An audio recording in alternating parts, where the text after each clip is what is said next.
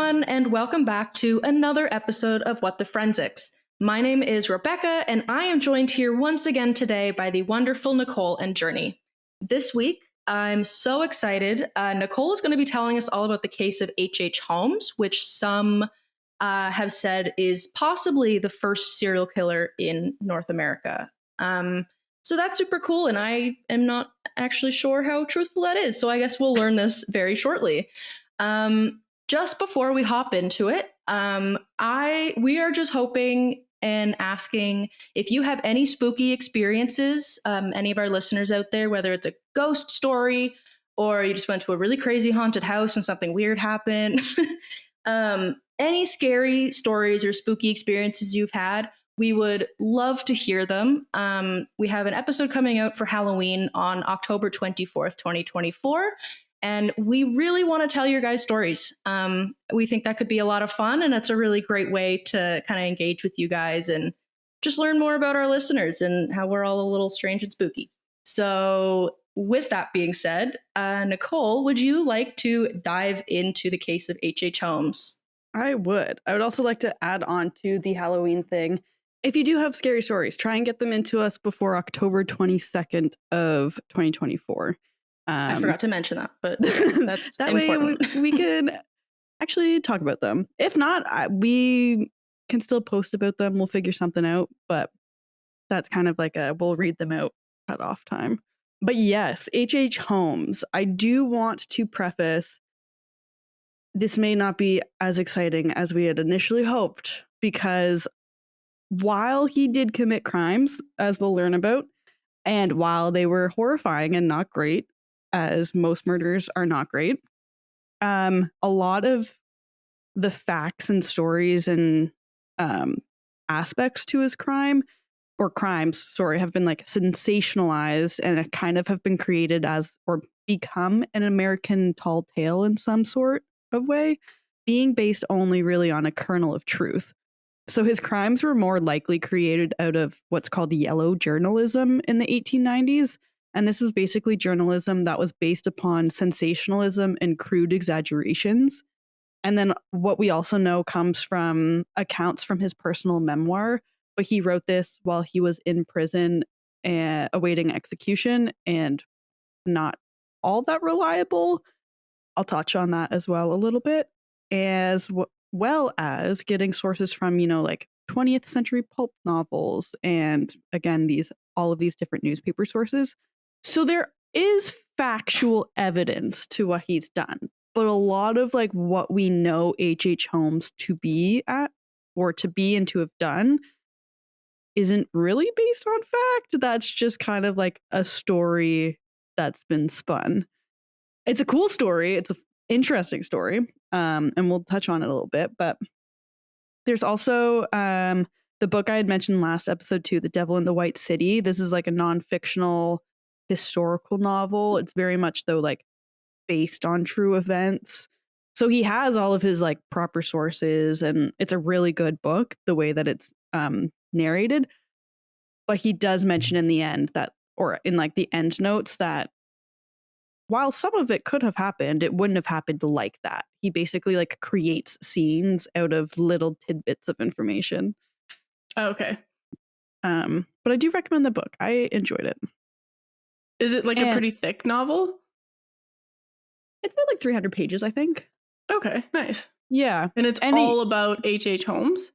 Not all about him. So it's kind of split between the Chicago World's Fair, which was this grand exposition in the 1890s.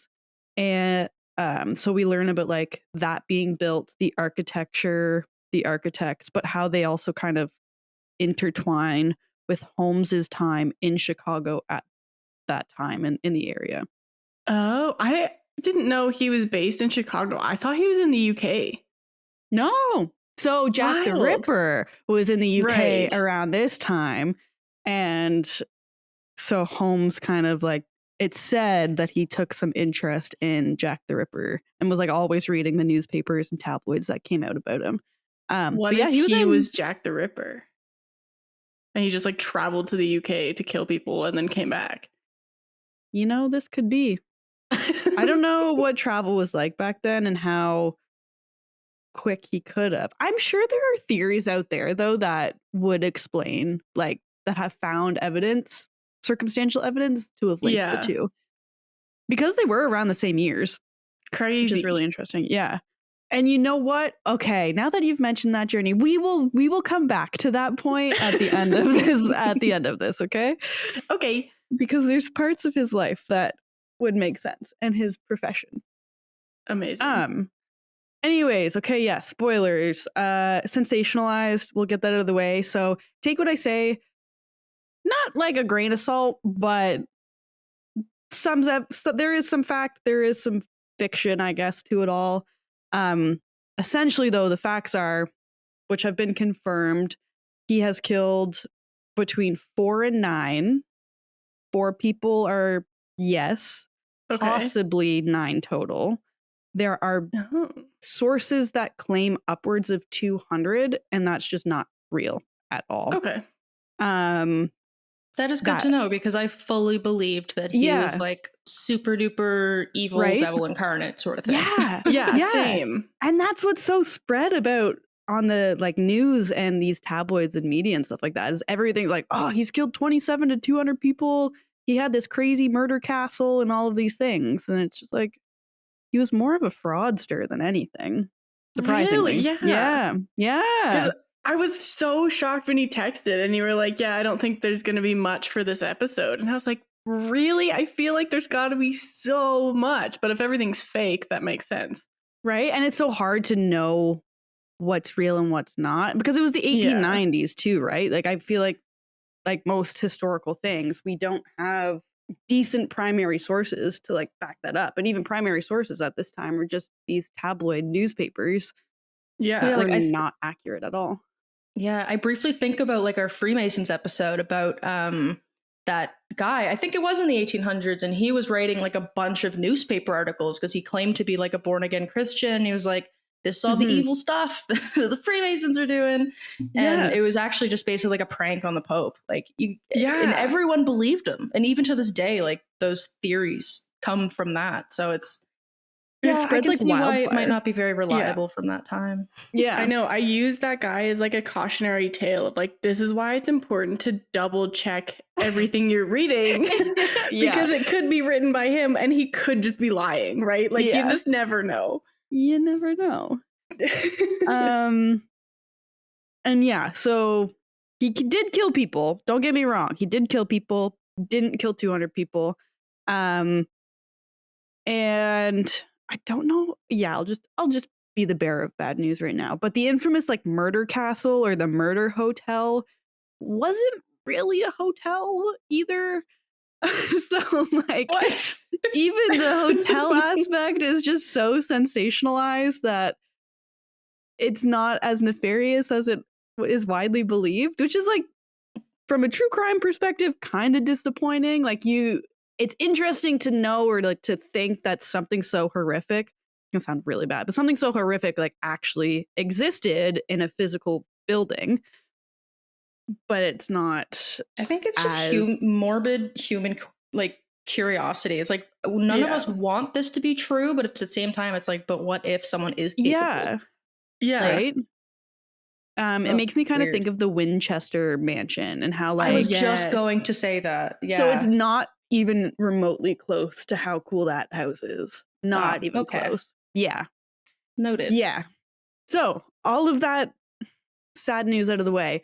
I will tell you a little bit about him though, and some of the stuff that he's known for and what the tabloids have been spreading. So his real name actually isn't H.H. Holmes. He was born Herman Webster Mudgett in 1860 or 1861, depending on what source you read. He was born in Gilmanton. I'm going to say Gilmanton, New Hampshire. New Hampshire? Places are so hard, guys. There's a lot of names and places in that sentence. So it's fair. Anyways, born there in the States. He was described as being a bright boy growing up. He spent a lot of time reading and apparently inventing a bunch of different things. Some sources say he used to like collect trinkets, but kind of like macabre trinkets, just bones and stuff.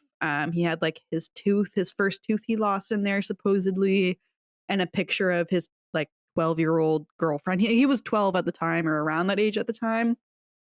But then like that in and of itself spiraled, and people then began saying he had like pieces of dead animals in there, and that led into him like experimenting on dead animals and stuff. But he had stuff. He was a collector of stuff, as most people are, I find. Maybe not their child. Anyways, whatever. So he, as a child, supposedly had a fear of the doctor's offices. And I guess in the 1800s, doctors' offices were kind of scary at this time because medicine wasn't as advanced as it is today.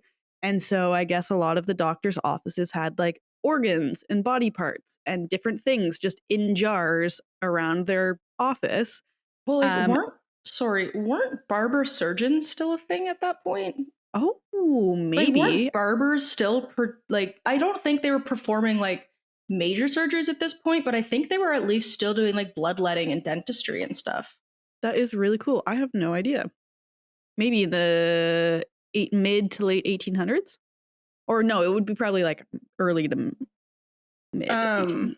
It says, Fact check according this. to Oxford County Archives, barbers began performing minor surgeries, pulling teeth, and applying leeches, along with cutting hair and beards. As advances in medicine and surgery surged in the early and mid 1800s, this practice ended, and then they focused solely on cutting and styling men's hair. Yeah. This is off topic, but we are talking about barbers now, and I've been like weirdly watching a lot about Victorian England lately.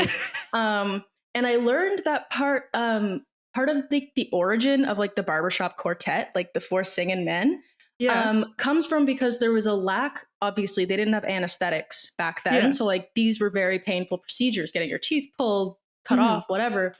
But obviously, people screaming isn't good for business.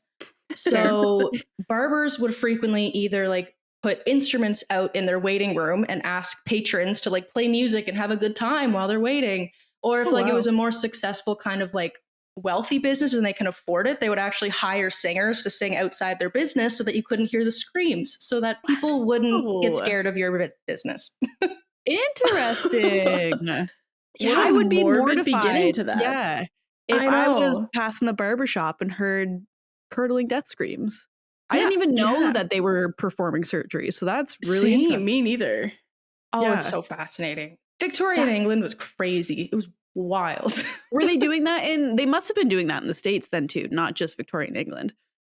I think so. Like I'm pretty you're probably right. They were likely doing it there as well. I just know that like specifically Victorian England, I think is where like the quartet originated, maybe? Some dark stuff's happened in Victorian England, I will say. Yes, it has. They went through a lot, I will say. But yeah, so they had organs, stuff, body parts in jars. They also had like articulated skeletons hanging around for medical reference. They don't have, though, the like reproduced skeletons that we get nowadays made out of like plastic or plaster or whatever. These were real life skeletons that were in these offices. So supposedly one day while walking by one of the local doctor's offices, he was about 5. Some sources say that a couple older boys had learned of his fear, and he had always been bullied in school a little bit. He was just kind of smarter than everyone, took an interest in learning. So two of these older boys dragged him into a doctor's office supposedly and kind of shoved a skeleton in his face, or like tried to scare him with a skeleton. And so some accounts say he was like traumatized from this, whereas others also posit though that it's possible this was kind of his first encounter with anything medical or sciencey, and which is what sparked his interest in learning more, and thus his like curiosity and interest in medicine as he grew up. So I don't know like the actual specifics of that story, but it does seem to kind of be a pivotal role in his background. He then graduated from school at the age of 16 and took up his first job as a teacher, which I find really interesting that you could just graduate at 16 and then teach others. My only 'Cause I assumption feel is like- that so few people finished school that if you Oh. finish, they're like, man, you can teach now. Yeah, you just Yeah. learned it. We'll just teach it again. Exactly. So yeah, he graduated. He started teaching in his hometown, and then he had moved to Alton, New Hampshire, where he taught for a little bit too. And that's where he met a young woman named Claire Lovering. And at the age of 18 or 17, the dates and ages kind of vary between sources, so you'll probably hear two for most of this. The two of them eloped and they got married around 1878, despite disapproval coming from Levering's family. Then they had a son together in 1880. There was supposedly intense passion at the very beginning of their time together, and they had known each other for a couple of years before marrying. But then this passion kind of rapidly chilled. And so Mudgett began leaving for periods of time, often days on end, and then that turned into just one day never returning, and he was just Nice. gone. So he left his wife and son. He tried getting a divorce eventually, but never went through. Again, tried getting a divorce without her knowledge as well, but That didn't feels, go through. Yeah. Yeah. I don't know if that's possible. Yeah. He remained married to Claire. How old was she when they got married? Do you know? I think she was around his age. Okay. I want to Okay. say That's good. like 15, Hopefully that's the 16, case. probably like 16. Okay. Yeah. Sounds about right they- for that Man, time people period. got married so Yeah. young back then. Yeah. Yeah. Yeah. And I guess he was just like a real, I don't know. I don't know how factual this is. Again, whatever.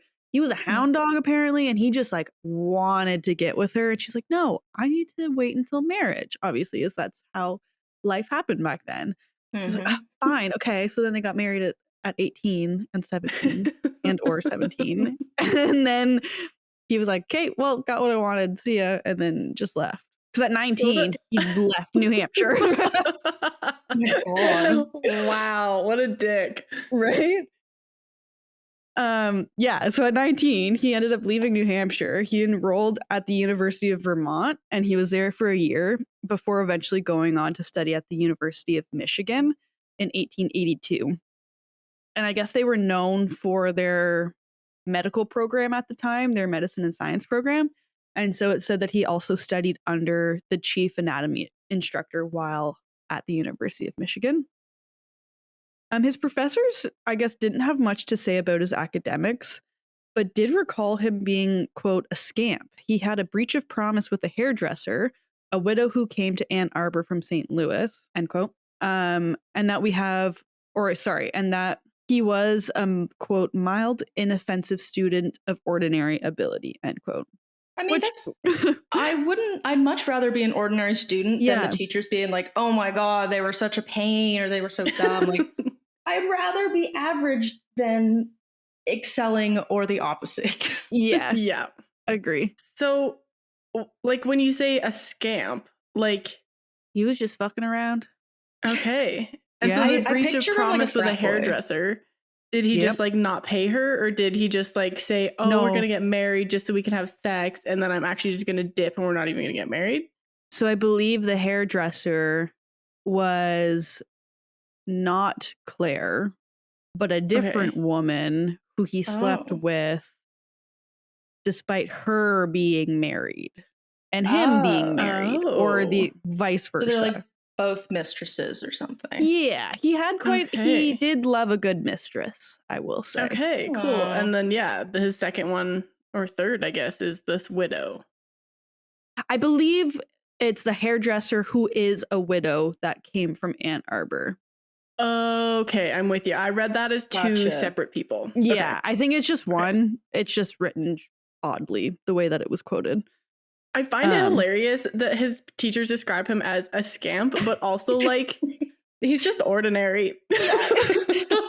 Inoffensive Everyone was student fooling of around. ordinary ability. Right? Something stood out, others did not, it seems. Yeah. The summer of his junior year, he had committed what he called in his memoir the, quote, first really dishonest act of his life, end quote. Which one I would think would be cheating on your wife or leaving your wife or, any of that. But the dishonest act was while he was working under a book publisher, he was traveling and selling this book throughout northwestern Illinois. And rather than giving the publisher the proceeds that he made from those sales, he just kept them. And that was his first really dishonest act that he committed in his life ever. I mean, up until that's that point. quite the escalation from cheating to theft. Yeah, A little. Yeah. Yeah. I'm going to leave my wife, but I'm going to steal. Now I'm just going to take money that... Yeah, no, the cheating was okay. He was fine with that. Yeah. Yeah. I feel like if he was the one being cheated on, he would feel differently, though. Always 100%. Always the case. There's always that double standard. Yep. Always. Yeah. But yeah, so it was upon these travels that he had first seen Chicago, apparently, too, which is important because we come back to Chicago later on. Okay. But he graduated in 1884, and then he set out to find somewhere to launch his practice. So he took another job as a traveler in the meantime, which took him kind of from place to place. And he found himself in Moores Forks, New York. Sure. Moores Forks, New York. We'll go with that. Yeah. According to the Chicago Tribune at the time, there were trustees of a grade school, which I just think are the higher ups, people who run the school. Okay.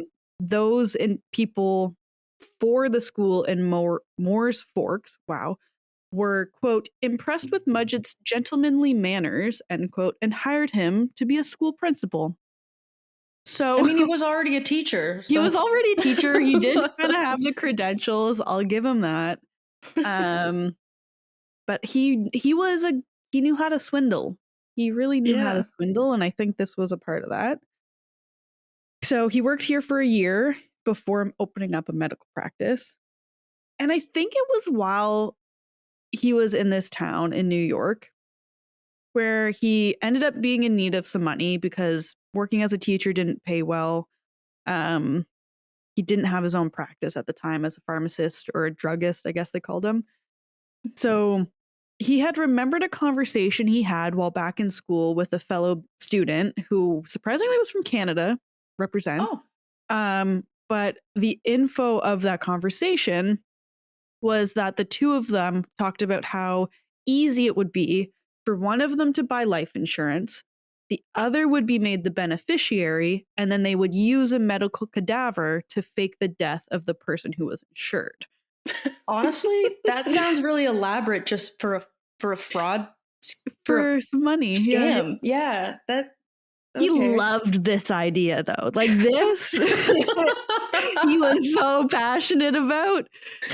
Because he was like, oh, this is so great. I'm going to reconnect with this former classmate of mine.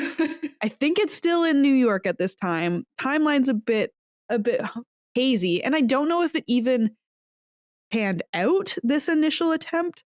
But the plan, because he had gone to meet this former classmate, he found out he was also in need of money. So the two of them started creating this insurance fraud scheme together. And so the basis of it, to kind of elaborate a little bit further, was they were going to recruit a couple other accomplices, maybe one or two. They would fake the deaths of a family of 3.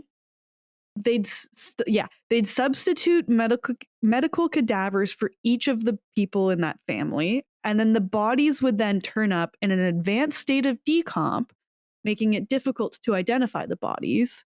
And then they'd then split the $40,000 death benefit between them all. And they were like, clean, done. Look at that plan. I understand lack of evidence back then, they didn't have DNA. Mm-hmm. They did have did they have fingerprints? Yes. The forensics weren't all there, I will say, in the mid to late 1800s. Yeah. Because I don't think fingerprints and really forensics started until 1885. Yeah, okay, because for some reason, I don't know why. Right, I'm misremembering, but basically, there just wasn't good forensics. Mm-hmm. I can understand how they'd get away with it, but oh my god, today it sounds so elaborate. Yeah, and he had I had read that he thought of that, and insurance companies were getting better at being able to identify such fraud, but he was like, not mine though. They're not going to know my bodies kind of thing. So he thought he was just kind of better than the insurance companies. That seems like a lot of criminals. They just think they're better than the last criminal. No forethought. 40K in 1884 is roughly 1.3 million today. Oh, that's a good payout. Yeah. You know, each of them were going to acquire a body. So if the three of us were to do something, if each of us showed up with a body, that's a good payout each. That's a great payout. I would say and it's really like not that much work on their part. Like you put 3 bodies in a house, you burn it down, boom, life insurance. Well, even bodies are already dead. Exactly. Yeah. Most of them. And then at the time too.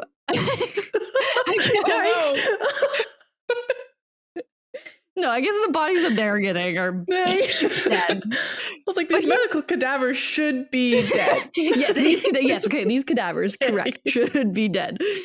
But there was a national shortage of corpses at the time, I guess, for medical education. That's wild. Too much grave robbing. Doctors were grave robbing and they were digging up recently buried remains or skeletons to use in their schools to teach. Oh my God. These guys were like, yeah, that's no problem. We'll just go find a body to bring. So they were each going to go grab one. He's like, well, it may be odd if one doctor shows up with 3 bodies. So let's split up the work. There's a shortage anyways. If we grab one, we'll grab one and no one will notice. Oh my God. Wow. I can't believe grave robbing was a legitimate career in the 1800s. And so it's believed that him and like his professors too, even while he was at the University of Michigan, were just grave robbing, taking bodies, snatching them left, right, and center. Wild. Yeah. It's so crazy. Oh my God. Like, right? I'm so curious because I know grave robbing was super prominent. Like people were paid big bucks to do it. But do you think like if a family had someone die, do you think the family could ask for money to just give their body? Like, I feel like that would have been a more, I don't know, moral way to do it. I don't see why not. You're just donating your body to research or selling your body to research. I guess they wouldn't want to pay for it, though. That's the thing. They're like, this is a free body. It's just going to get dissected anyways and then thrown out, essentially. Yeah. And I also feel like a lot of families don't want to because they know, like, they don't want to think about their dead relative being cut up for science, you know? Yeah. So they're no, we just want to bury them. Yeah. That makes sense. I didn't really consider that, but yeah, there's a reason people don't give their organs even today. So yeah, that's fair. Exactly.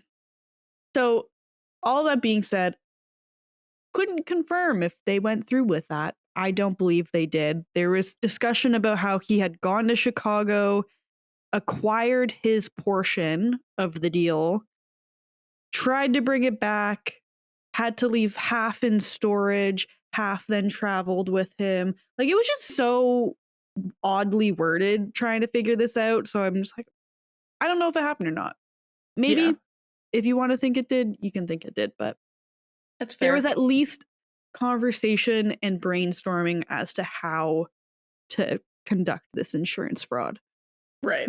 And so in 1885, this is like a year, I guess, after he graduated, he ended up leaving New York.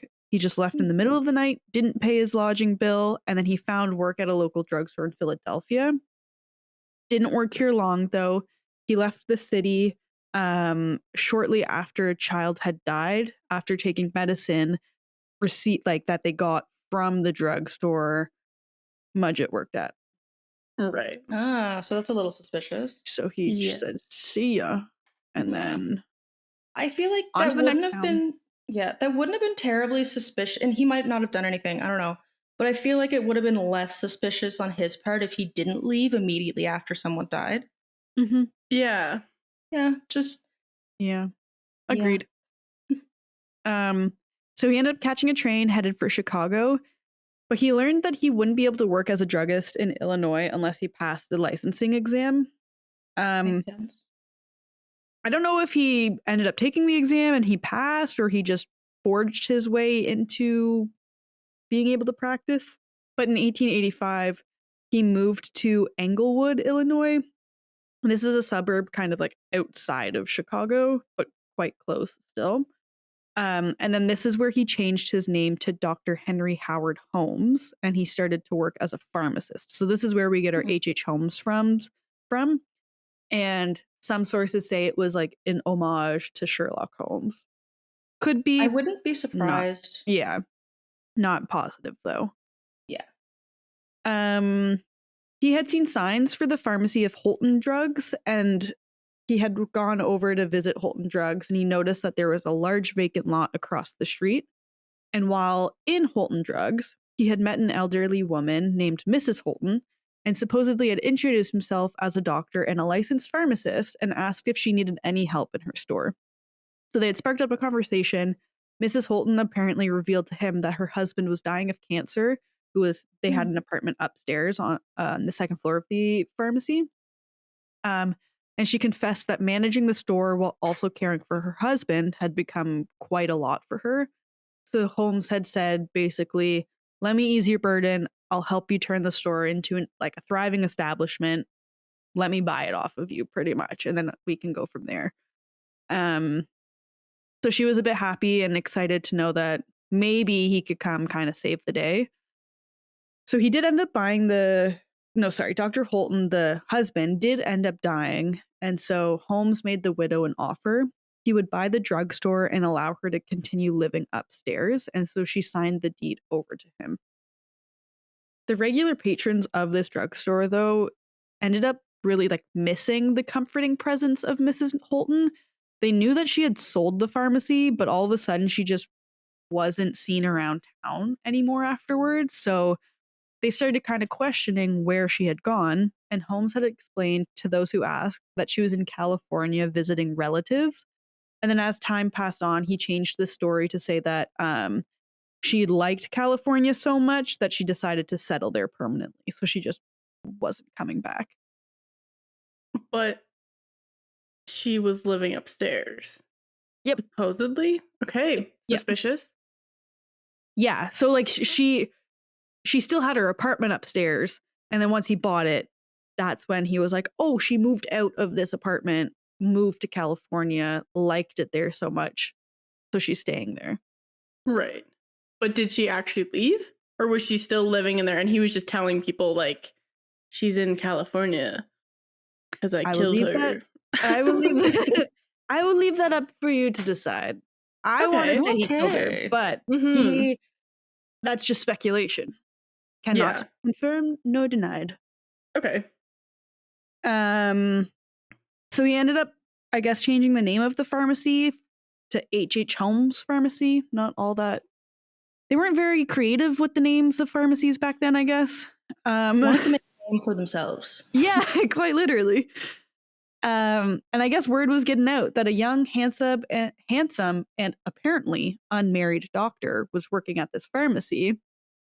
So an influx of single women in their 20s just started coming on in and buying stuff from his pharmacy. With all of the ladies coming in and out of his pharmacy, it's speculated that he had become well acquainted with some of the women around town. And so he was known to, or it was rumored that he was also kind of seeing women who worked at the pharmacy as well. So there was just a lot of rumors of infidelity associated with Holmes. The thing that popped into my mind is the Kevin Hart sound of when did this become a whorehouse? And that's just all I'm hearing. Just the basement of a pharmacy. Literally. Equals whorehouse. In 1886 and or 1887, he married Miss Myrta Belknap in Minneapolis, Minnesota. Mind you, he was still married to Claire Lovering at this point. He also had a daughter with Myrta, so he now has 2 children. They lived in Wilmette, Illinois together, but Holmes had spent most of his time in Chicago or in Englewood, since that's where the business was.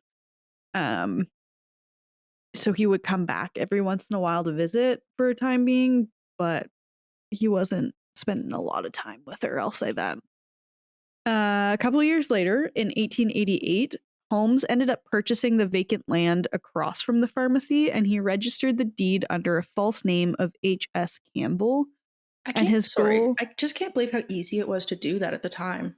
You know what I mean? Like make up a completely fake name and then just buy a property. That's Yeah, he was. weird. There was the previous owner was someone who was a woman living in New York or something like that, and I don't know if they actually met or how it went down. But yeah, just to use an alias was so simple back then.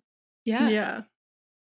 So his plan was for the first floor to have shops on it, and then the second and third would have apartments for people to rent long term.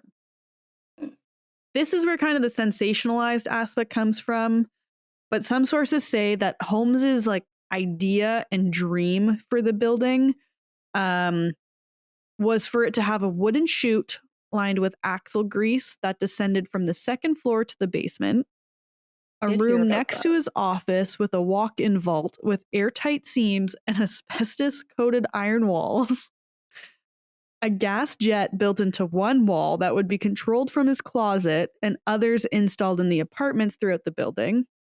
And he supposedly wanted a large basement with hidden chambers and a sub-basement for permanent storage of sensitive material. Like, why? You know? Right?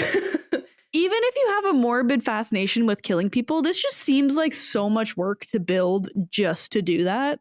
Yeah. And I also like he's a doctor, pharmacist, whatever. Does he know how to build this alone? Like who's helping him?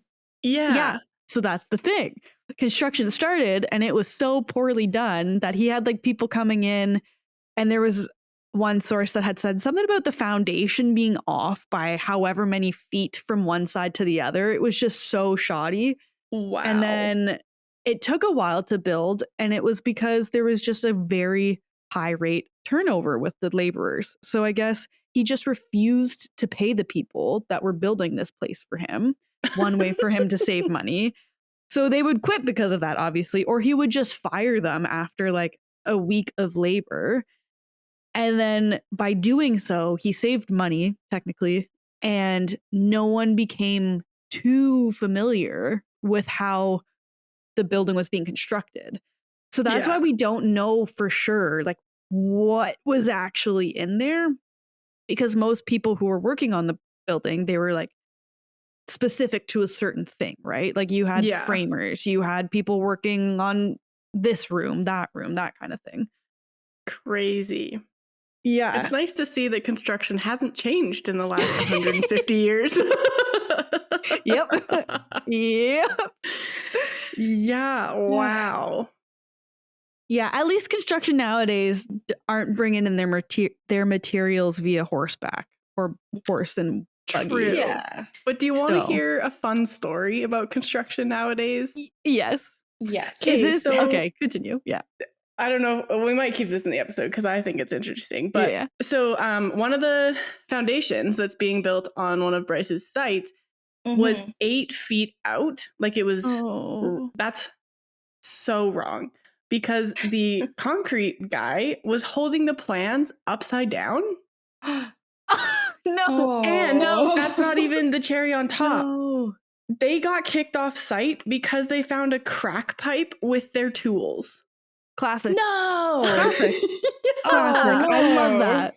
Bryce was fuming. And then they got rehired onto a different site by the same company. And I was like, what are you guys thinking? Maybe they're laundering money and it's just a front and they have to hire someone to put them on their payroll. Might as well hire the neighborhood crackhead. Literally. Bryce was so mad. Because Bryce has got to go in after that and frame on top of that, doesn't he? Pretty well. Well, yeah, but he pointed it out to the supervisors. He was like, did you guys know that this is 8 feet out? And they were like, what? No. So then he had to work with the architect to redraw the plans to rebuild the building. Oh, no. Keeping that 8 foot out foundation. Oh my god. So really, in the grand scheme of things, construction really hasn't changed that much. No, it really hasn't changed. It truly hasn't. That's hysterical. Because I will find and text you how much it was. Because I want to say 10 feet, but I was like, 10 feet seems like a lot. But with you saying 8 feet out, I wouldn't be surprised. It's a lot. Like, it's a lot when they're like half an inch out. Yeah. But 8 feet is yeah, wow. That's crazy. Yeah. So around this time with the shoddy construction, Holmes had met a carpenter, though, who had joined in November of 1889. His name was Benjamin Peitzel. First, he took care of the horses that were involved in the construction, but he soon morphed into being Holmes's like second-hand man and just an assistant for almost everything. So they really hit it off and became good friends. And as we kind of mentioned, it was around this time that Jack the Ripper was killing in England. Holmes had supposedly taken great interest in reading all of these reports. And there's no evidence of him traveling anywhere, but one of the reasons why I was like, oh, we should talk about this later is because I'm like, he has his medical background. And that was the whole thing with Jack the Ripper was they thought he was a doctor. It was someone with some form of medical training. Yeah. So I'm like, well, if H.H. Holmes is studying under all of these anatomists and like his school is known for dissections and whatnot, what's to say he's not? Probably a lot to say he's not because new evidence has come out about that, but that's another There's conversation. just so many theories about Jack the Ripper. So many. Yeah, it's crazy. I don't know if we'll ever know simply because of how many theories there truly are. Yeah. Yeah. So he's got his building across the street now. He's got his pharmacy. In the pharmacy, I think his building's pharmacy. You know what? There is so much confusion as to which pharmacy people are working in. I'm just going to assume it's his building. But Dr. Ned Connor had been hired and moved into Holmes's building and began working at the pharmacy's jewelry counter, which I really want to know what pharmacies were like back then. Because, I mean, probably still like a drugstore we have today with just household stuff and jewelry and whatnot. But it just seems strange to have a jewelry counter at a pharmacy. That's fair. Yeah, there's like a Pharmasave in my hometown that has just the most random stuff in it. So, and I feel like they have some sort of like jewelry stuff. Like it's not good quality, but it's jewelry. But it and is I feel still like jewelry. Yeah, in this time, there's not a lot of like they're not going to go to a mall, you know? Yeah, like I feel like a lot of in one building. professions. Absolutely. Sorry, I didn't mean to interrupt. Okay. I was just gonna say I feel like a lot of professions have changed significantly since that time. Yeah. I don't know if this is just, because it's convenient or it was actually what pharmacists did, but I know I went to the pharmacy museum when I was in New Orleans with my family, and like the first floor was all old like pharmacological like vials and pills and bottles and stuff like that. It was super cool. But then there were 2 more floors, and like one floor above you could see like all of like the tools they'd use in surgery, and they had an entire case of glass eyes and like the original eyeglasses, and they had like old wheelchairs and bedpans and like just a bunch of stuff that I'm like, did pharmacists use this? Or is like, I guess this very well could just be a medical museum that like started as a pharmacy museum. But yeah, I think it would be kind of interesting to look into like medical professions in the Victorian age. Yeah. It was because I feel like it was scary. just like one person doing it all. Yeah, probably. Right? I wouldn't be surprised. I agree. Also, I Googled it, and it says that it would take 7 to 10 days to cross the Atlantic Ocean to get from like America to the UK in 1890. Yeah. Less than I anticipated, actually. Right? I fully thought it would be like a full month. Wow. Mm-hmm. I feel like so he that's doesn't not have including that... like time getting to the coast, but yeah. Because he would have Jack the Ripper killed for almost a year in I think it was 1888. Okay. Yeah, I think it was 88 into 89. Yeah. And so it just wouldn't really align with because he was in Chicago at the time, or in the States at that time, trying to build his hotel. Yeah. Okay. Would have been nice. We could have solved it. We could have maybe made next so time. much money on that discovery. Next theory.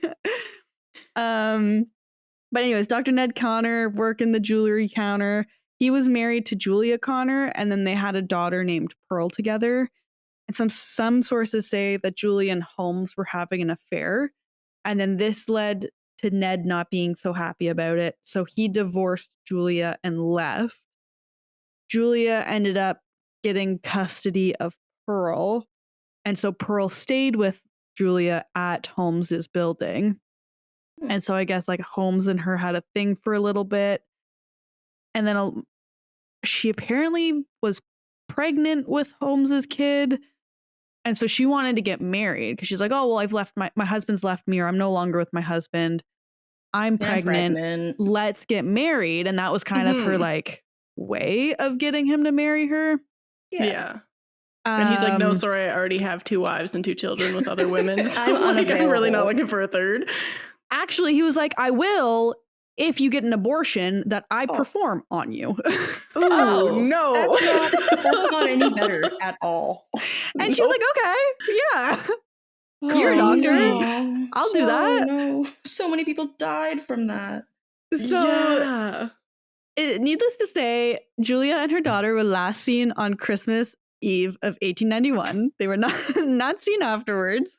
Oh. And it's believed that she died during an abortion being performed by Holmes, because Holmes denies like murdering her.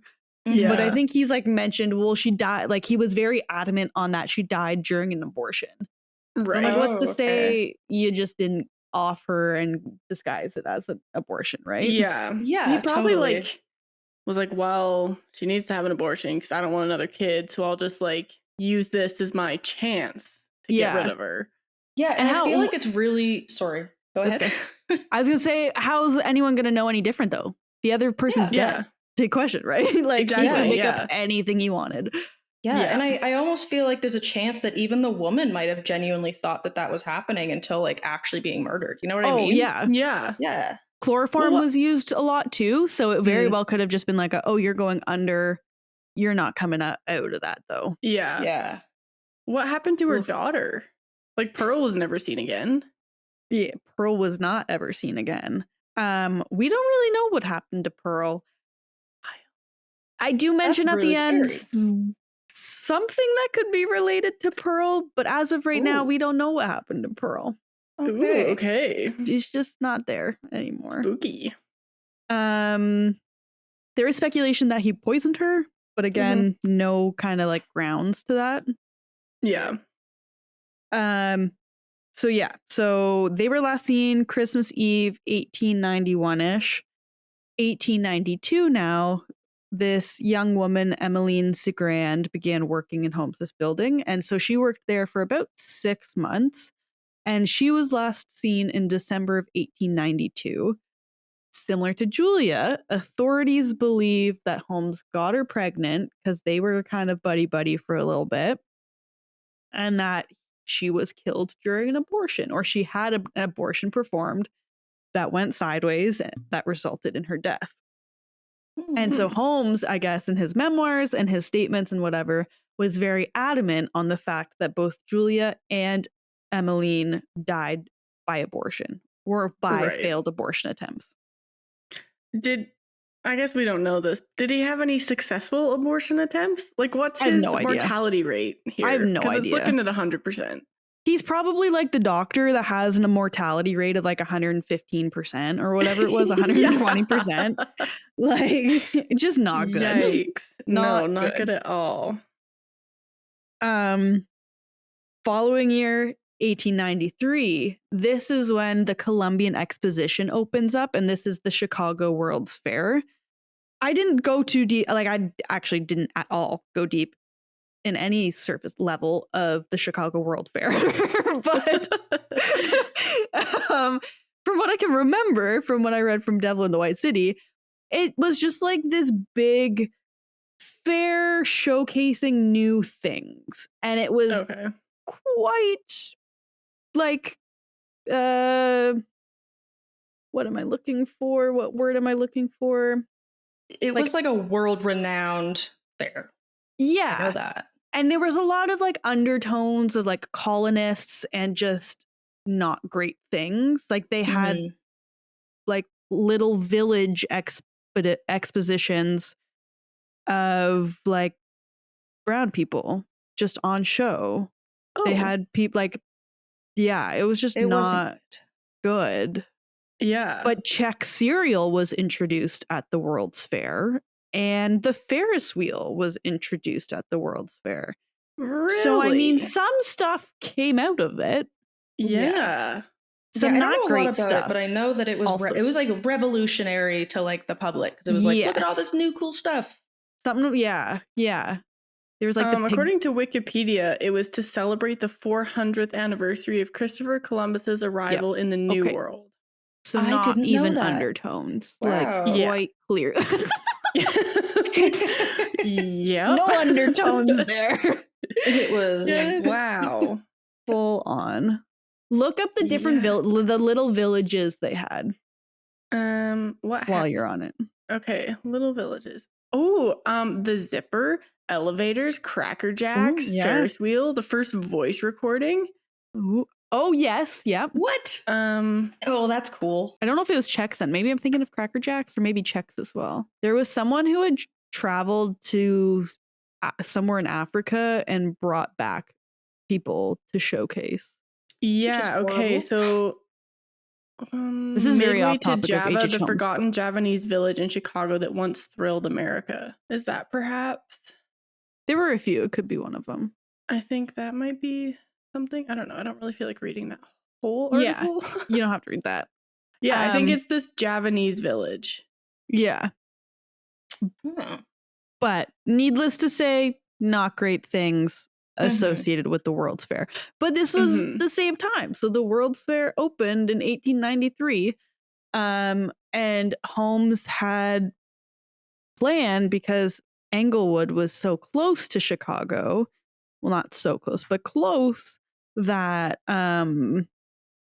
he was like, I'm going to open up my rooms for room and board. Like, people can come stay here if they need to stay, if they're visiting the World's Fair or whatever. I can imagine that would be a big moneymaker. Like, if right? successful.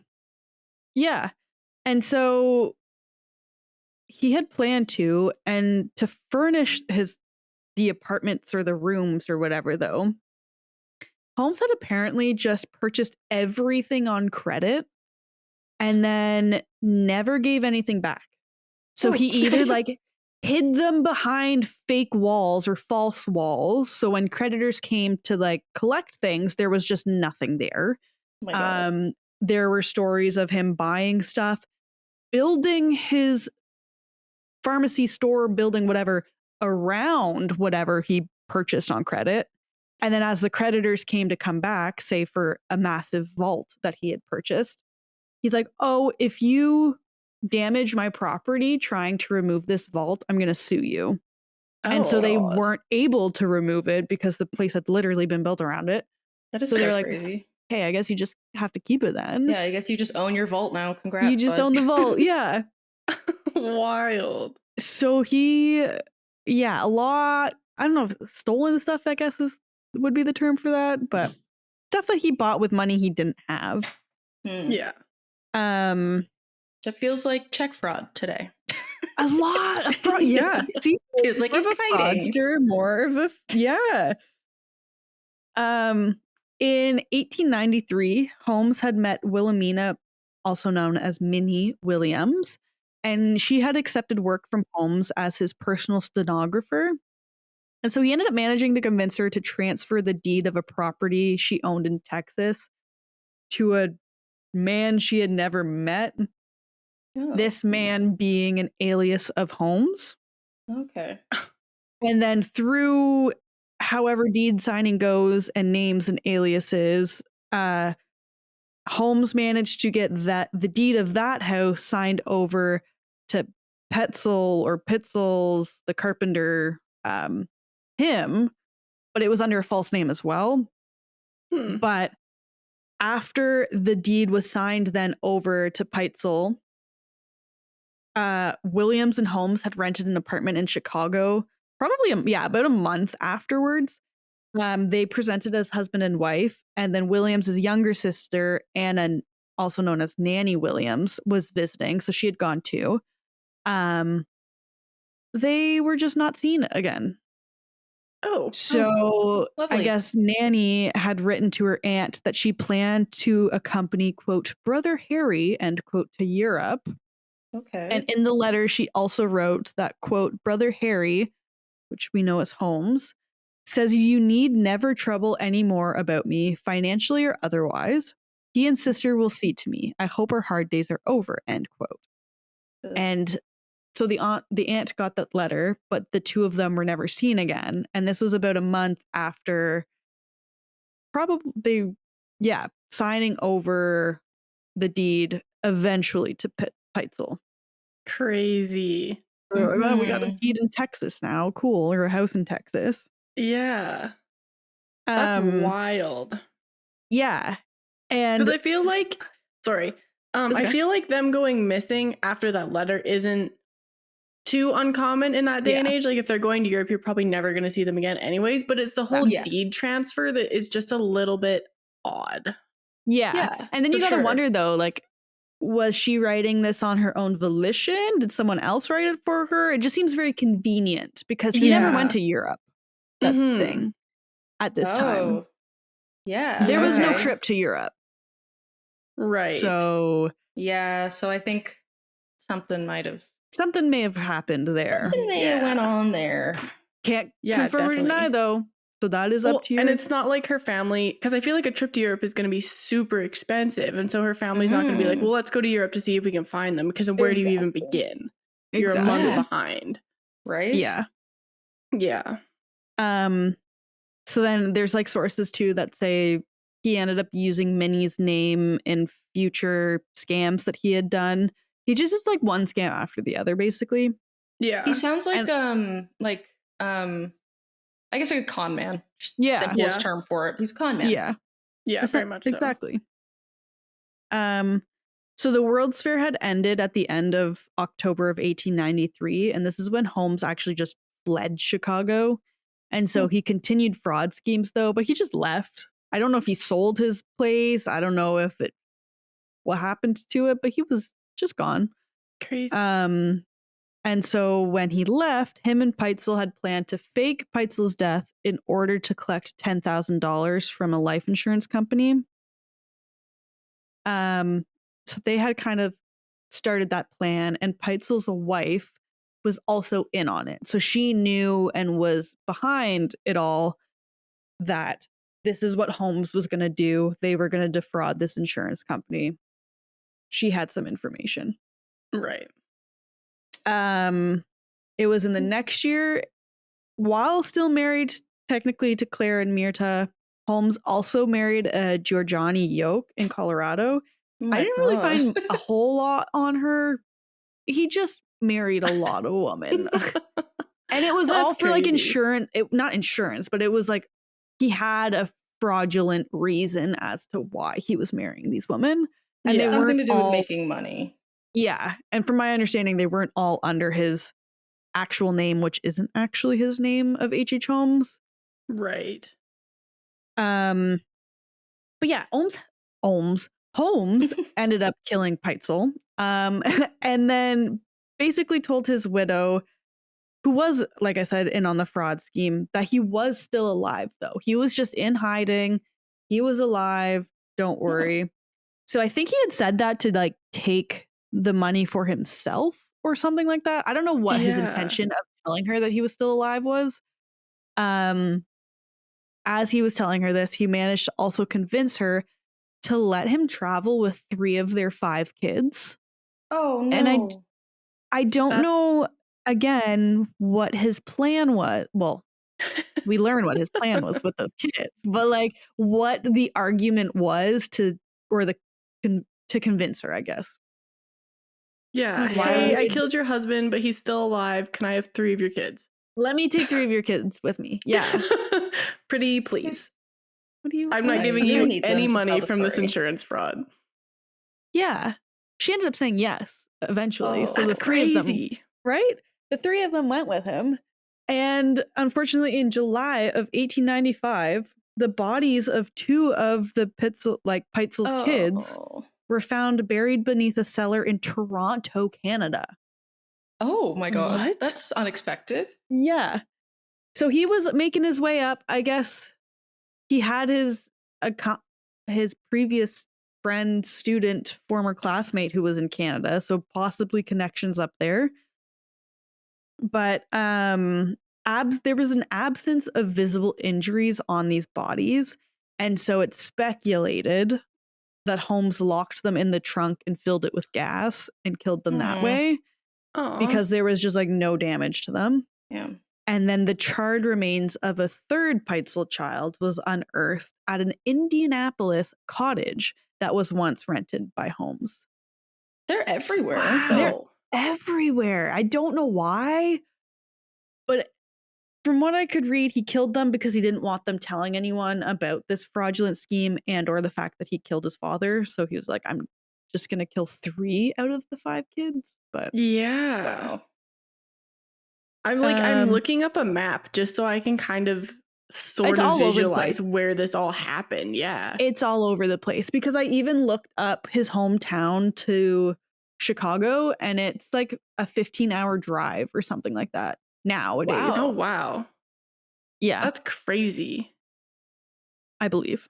You can fact check me on that, but I don't know. He got married to one of his wives in Minneapolis. Mm-hmm. And then they live kind of in Chicago. There's also wild. That's Philadelphia for a bit. Yeah. Yeah. Vermont. He went to school in Vermont and then for the time, he was a traveled man. Traveling. Yeah, and then whatever happened in New York. Yeah. Crazy.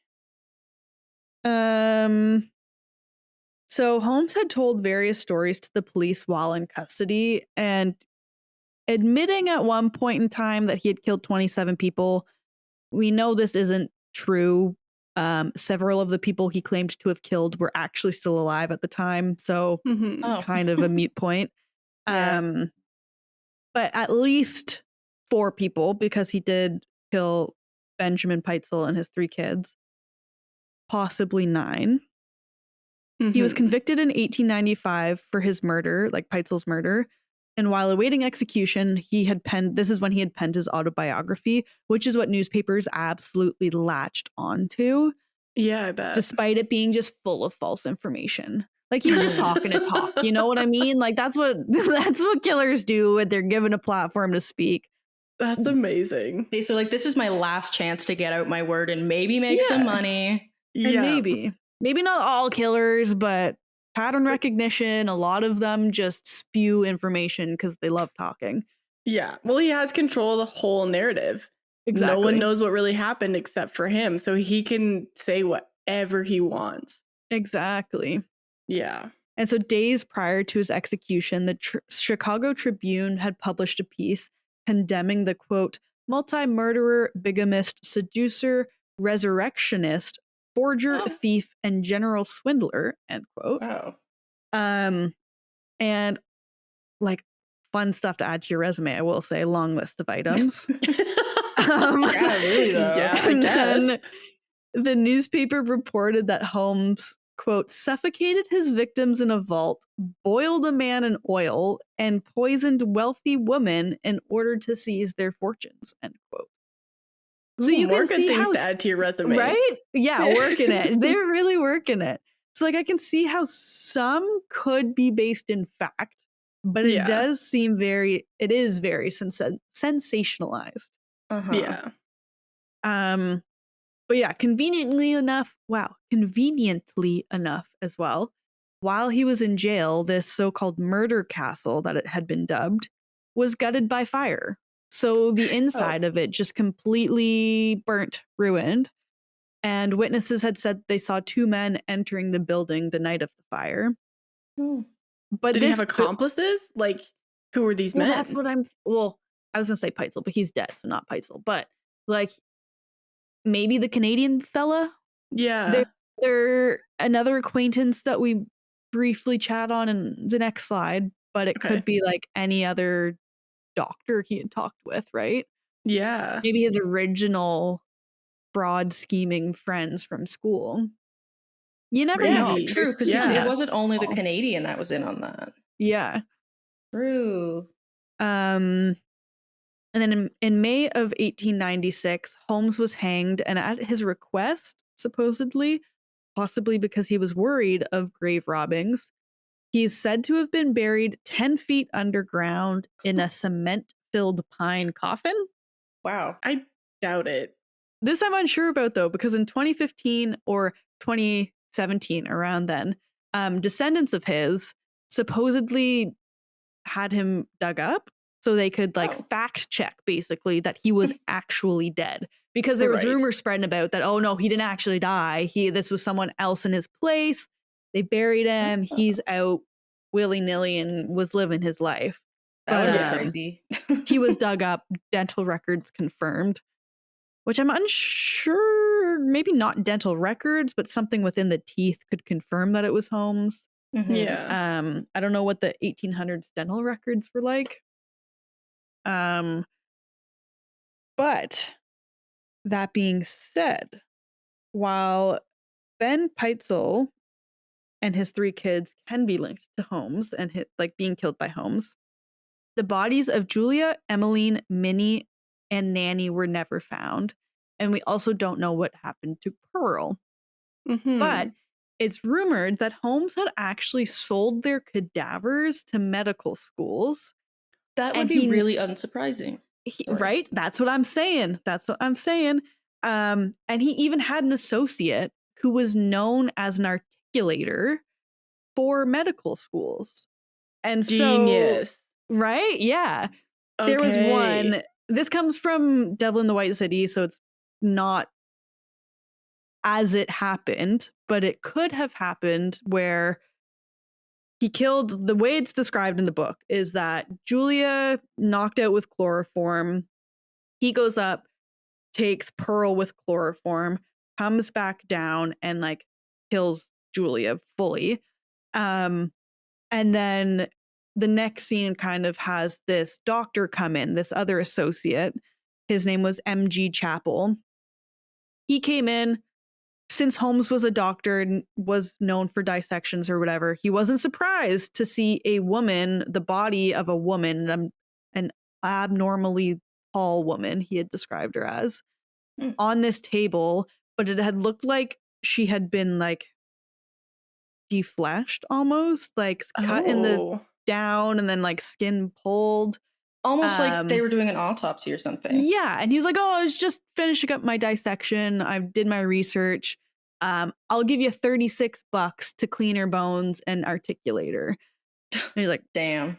Cool. Sure. Okay. So he takes the body, disarticulates her, cleans her off, articulates the skeleton, and apparently creates this medical model out of her.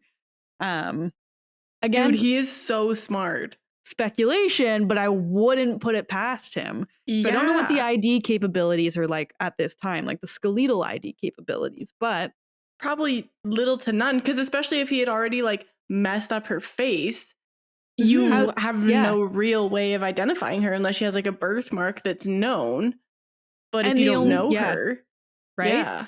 And so for everything to be gone except the bones at that point. And the thing with Julia too was that I guess Chappell had described her as being abnormally tall or unusually tall, and Julia was said to have been almost 6 feet. So that's where the connection comes in, where it's it could have been Julia. Yeah. And then Emmeline's skeleton was apparently / supposedly found by the police at the home of M.G. Chappell, articulated as a skeleton display. And I'm I don't know how you're going to confirm that. I don't know what the skeletal ID capabilities are like I said, but I wouldn't put it past him to do such a thing. Crazy. Yeah, so the 2 of them plus possibly Minnie and Nanny could have maybe been sold off to medical schools. And Chappell did say that he had articulated bodies for Holmes before. So why could it not have been murder victim bodies, Yeah. Mm-hmm. Oh my goodness, crazy. And then while searching his building, authorities supposedly found in one of the ovens, because there were large ovens in the basement to just burn, like kind of crematorium, like just industrial size ovens, I guess. Like in the pharmacy or in his like murder castle? The murder mansion castle. Okay. Shop, house, place. Right, okay. They found what they thought to be Minnie's watch chain and Nanny's garter belt. And then they also found bones in the basement of this would have been the pharmacy. It's just so hard because there's two and they're across the street from each other, but it was one of them. Mm-hmm. But there were bones that were smaller in nature, and so they believe that these were the bones of Pearl. Wow.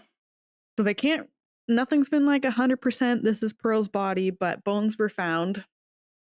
And like I said, like a lot of it is just very much sensationalized, and there's no evidence that he even trapped strangers in his hotel. Like that's a big thing too in rumors and the reports, is that it was a game to him, kind of like he wanted to trap all of these people visiting the World's Fair and all of these elaborate schemes. But really, his victims were people he knew, and they were victims of fraud schemes, and death just happened to be an aspect of those fraud schemes, essentially. Right. So yeah, the first and second floors had shops and then rentals, long-term rentals in them respectively. And then the third floor was added in 1892, but Holmes had told people that it was going to be a hotel space, but I guess it was just never actually fully finished or furnished or even open to the public. So it wasn't even really a hotel. And it was probably just another way for Holmes to try and swindle investors and like conduct more fraudulent activity. Yeah. But despite being burnt from the inside, the building still stood until 1938, which is when it was torn down. And then a post office now stands in its place. Crazy. Oh, wow. But yeah, at least 4 murders. Everything else, there's kind of a big question mark around it. So keep that in mind. But yeah, interesting that's either wild. way. Yeah. Like, I wish they had photos of it or something from like its prime, you know? We have the outside of it, but that's kind of it. Right. Yeah, because you put the outside of it on the slides, yeah? Yeah, at the front there. What a gorgeous building. It is a gorgeous building. It honestly looks like a lot of buildings you'd see in like Halifax. Like the old historic ones. Yeah, definitely. Crazy. Doesn't have a flat foundation though, I'll tell you that. Nope. That foundation is suspicious. Yeah. Well, thank you so much, Nicole. It turns out I really didn't know like anything about this case. I definitely knew the sensationalized version. As I'm sure many of our listeners are also probably familiar with if they know the H.H. Holmes story. So thank you for clearing up some of like the nuances around this case. And it was really interesting to learn he's more of just a fraudster. Like, yes, he was a serial murderer, but he was just like a fraudster, like in and out. Yeah. And there was a lot of other little like fraud schemes that he had done throughout. I just didn't want to get into all of them. But more so fraudster than serial killer, I'd say. Mastermind. Crazy. That's so interesting. Yeah, so he definitely wasn't as much of the mastermind as we all thought with his murder mansion. But cool. That's super interesting. Thank you so much, Nicole, for telling us about that. I've been looking forward to that topic for a while. So I hope our listeners learned something new, because I'm sure me and Journey definitely learned something new today. Yeah, definitely. Yeah. And just before I move on to our outro, I know that Journey has another fun forensic corner that she wants to share with us.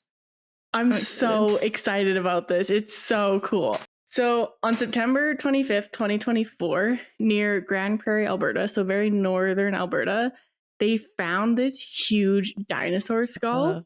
And I think I shared this onto our What the Forensics page. So they call it Big Sam, and its head is roughly the size of a baby elephant and weighs 272 kilograms. It's a Pachyrhinosaurus, and it's like the second plant-eating dinosaur to be found in this area. Wow. That's so And cool. so Pachyrhinosaurus can be described as the smaller, older cousin of the Triceratops. And they said it's endemic to the Grand Prairie area, so it's only found there, which I think is That is really so neat. cool. Yeah. Yeah. And so it was found in this bone bed that supposedly belonged to a herd that all died together, and it's kind of like on this edge of the valley. And they've found hundreds of juvenile bones in this area as well. Aw. And they found this bone bed like 50 years ago by this high school teacher that was just like out for a walk. But Wow. it took 10 years for them to even get people to there to actually start looking at it. Wow.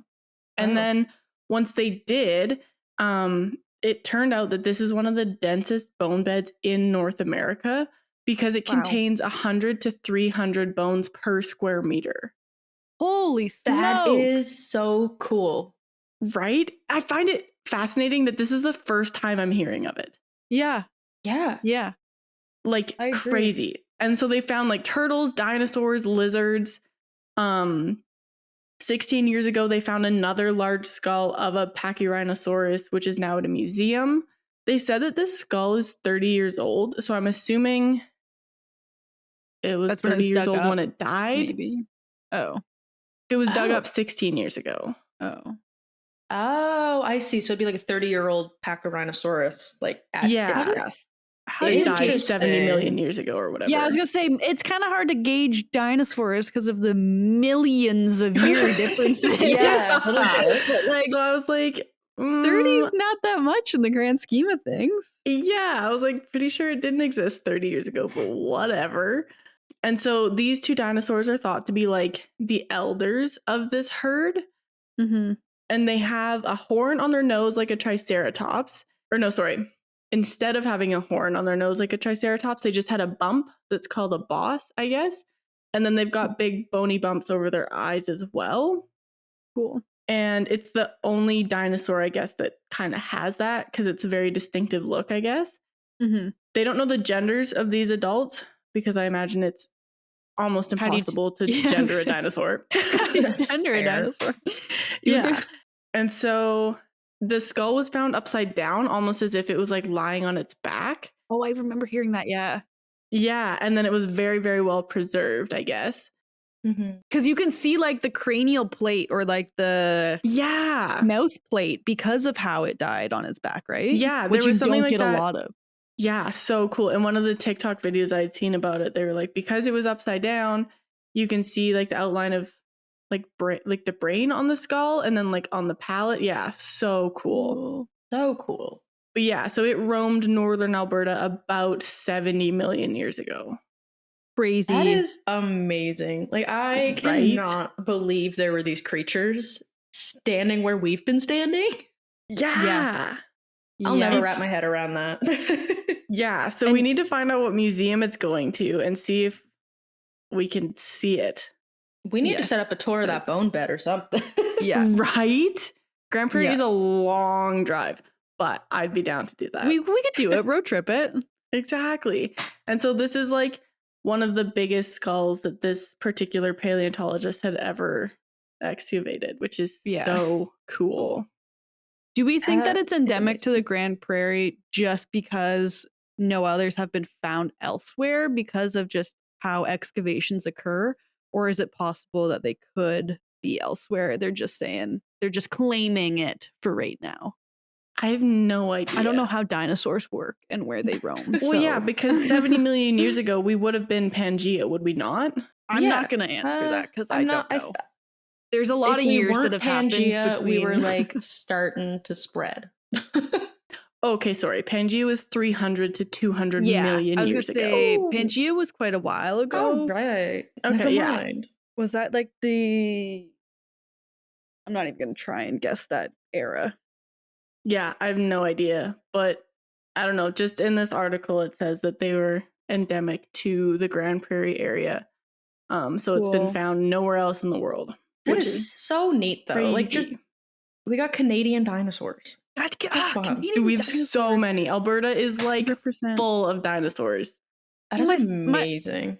stepsister was saying when she went to go travel, they had done a walk or a hike out somewheres, and you just, no matter where you walk, there's a bone that you can just pick up and check out, and they're like old dinosaur bones. But there's so That's many so of them cool. that it's just like, we don't know what to do with them, so we're just going to keep them there. We have our samples we need, I guess. So yeah, like may as well just let them stay in nature where they've been for millions of years. Exactly. Well, like that's why the Drumheller region is so well known, is because we found so many dinosaurs there. Yeah. Cool. That is amazing. History is so cool, right? And people will try and say that dinosaurs didn't exist. Right? We have proof. We have proof. We have so much proof. Who's gonna fake that? Right? Why would people fake that? Yeah, literally, why? That would be so that's my forensic corner. That's just so really cool. Well, that is super fascinating. I remember seeing the article, like when you shared it onto What the Forensics. It's so cool. I love learning about like new things we're discovering and I know this wasn't a new discovered species, but just finding bones that are so old tells us so much about history that we might not have known before. Yeah, exactly. So cool. Well, thank you both very much for teaching me something new today. That was super interesting. It's all just so interesting. I am just at a little bit of a loss for words. I have so much fun learning, and I love when you guys teach me. Yeah, so definitely tune in next week for our Halloween episode. We're going to be talking all things spooky, scary, maybe skeleton, who knows. But we need more content for this episode. So we would super duper love if our listeners could submit some topics to us before October 22nd. If any of you guys have ghost stories, scary stories, it doesn't even have to be something that happened to you. Just a story that might send shivers down our spine. Reach out on social media or our email. I'm going to go through all those right now so you have the resources. So you can find us on Instagram, YouTube, Facebook, and TikTok, all at What the Forensics. Our X, which we've started using a little bit more frequently, is WT Forensics Pod. Our website, which also has a contact page, is whattheforensics.ca. This is your one-stop shop for everything forensics. You'll learn about us, our source images, any recommendations we've spoken about in this episode. And yeah, just before we get going, we would so very love if you would leave us some reviews and comments, depending on what the platform you listen on allows. The feedback just helps us so much, not only to help curate what we think you guys will enjoy the most, but also just lets us kind of grow our platform and hopefully have more people seeing our content and enjoying this weird, wonderful world of forensics. So with that being said, this has been another episode of What the Forensics. We really hope you've enjoyed it, and we'll see you next time. Bye. Just a reminder to everyone that we are not professionals in the forensic science field. We are just interested in forensics and want to share what we are learning with our listeners. We're trying to give you the most accurate information, but we are human and can make mistakes. Thank you so much for listening, and we hope to see you next week.